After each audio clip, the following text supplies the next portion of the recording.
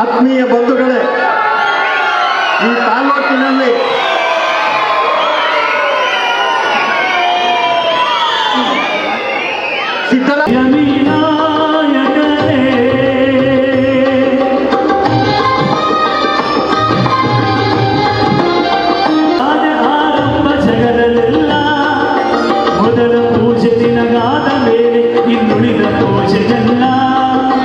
ಮಂಜುನಾಥ್ರವರಿಗೆ ಬಡವರ ಬಂಧು, ಬಡವರ ಮನೆಯ ಭಾಗ್ಯದ ಬಾಗಿಲು ತೆರೆದ ಸಿದ್ದರಾಮಯ್ಯನವರಿಗೆ ಕರ್ನಾಟಕದಲ್ಲಿ ಅತಿ ಹೆಚ್ಚು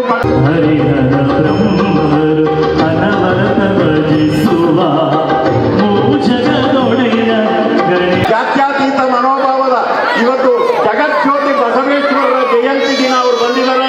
ಬಸವೇಶ್ವರರ ಆದರ್ಶವನ್ನು ಪಾಲಿಸುವಂತ ಗೌರವಾನ್ವಿತ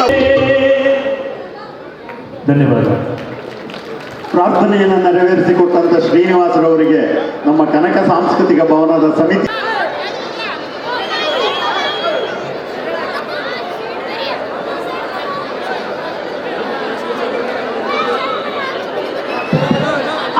ಭಾಗ್ಯಗಳ ಭಾಗ್ಯದಾತ ಗ್ಯಾರಂಟಿ ಮುಖಾಂತರ ಈಗ ಏನು ನಿಜ ಜೀವನದಲ್ಲಿ ನಾವು ವಾಸ್ತವದಲ್ಲಿ ಎಷ್ಟು ಕಷ್ಟ ಅನುಭವಿಸ್ತಿದ್ವಿ ಅವ್ರಿಗೆಲ್ಲ ಕ್ರಮ ಪ್ರಾರಂಭವಾಗ್ತದೆ. ಪ್ರಥಮವಾಗಿ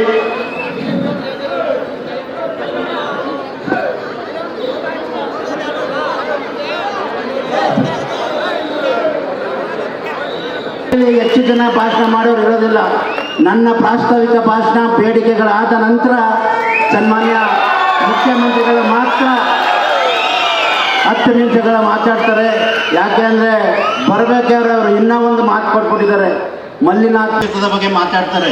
ಆದರೆ ಗಂಗಾ ನದಿನೇ ಬರ್ತೋಗುತ್ತೆ, ಅದೇನು ದೊಡ್ಡ ವಿಚಾರ ಅಲ್ಲ. ಆ ನದಿಗೆ ಶಾಶ್ವತವಾಗಿ ನೀರು ಹರಿಸುವಂಥ ಕೆಲಸ ಆಗಬೇಕು.